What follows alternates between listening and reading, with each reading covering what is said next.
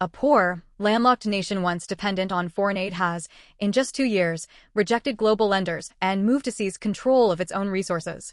No IMF loans, no Western playbook, instead a wave of nationalization, factories, and defiance that shocks the global system. This matters because it directly challenges a development model imposed on dozens of post-colonial nations for decades.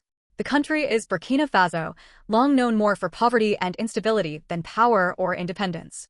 For years it struggled with weak electricity, almost no industry, and little control over its own natural wealth. Aid kept the system alive, but dependency kept the country frozen in place. That pattern broke in 2022 when a young military officer unexpectedly took control of the state. Within months, foreign loans were refused and elite salaries were cut to signal a new direction. The focus shifted toward domestic production instead of raw exports. One example exposed a contradiction hidden for decades. Burkina Faso grew vast amounts of tomatoes, but imported expensive tomato paste from Europe. This was not a lack of resources, but a missing link in the value chain. 2 domestically funded processing plants were built to close that gap. Farmers gained buyers, imports fell, and local products crossed borders into neighboring markets. Small in scale, yes, but it raised a dangerous question for the old system. Industrial ambition collapses without power, and electricity was Burkina Faso's most fragile weakness.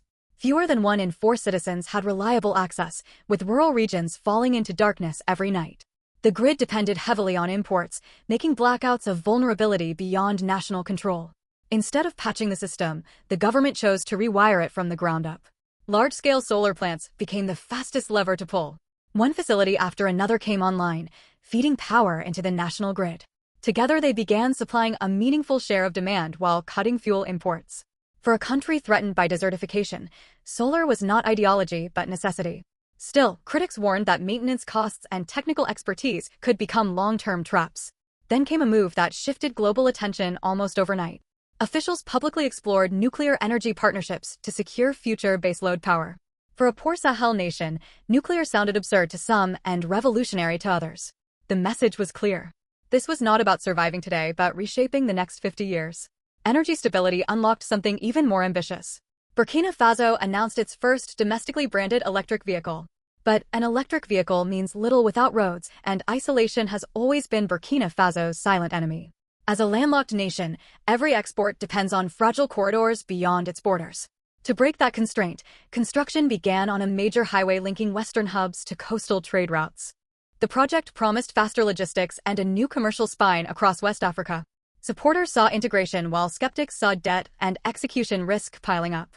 Infrastructure, however, collapses without water, and water scarcity haunted the capital for years. Rapid urban growth overwhelmed aging systems, forcing families to ration or buy costly trucked water.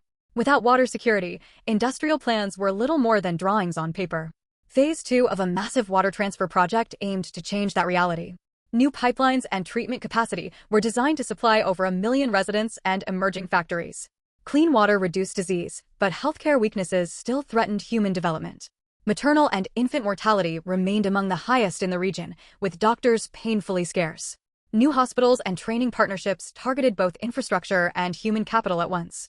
Then came the most sensitive move of all, reclaiming control over gold. Whether this path builds lasting sovereignty or triggers future shocks remains the unanswered test.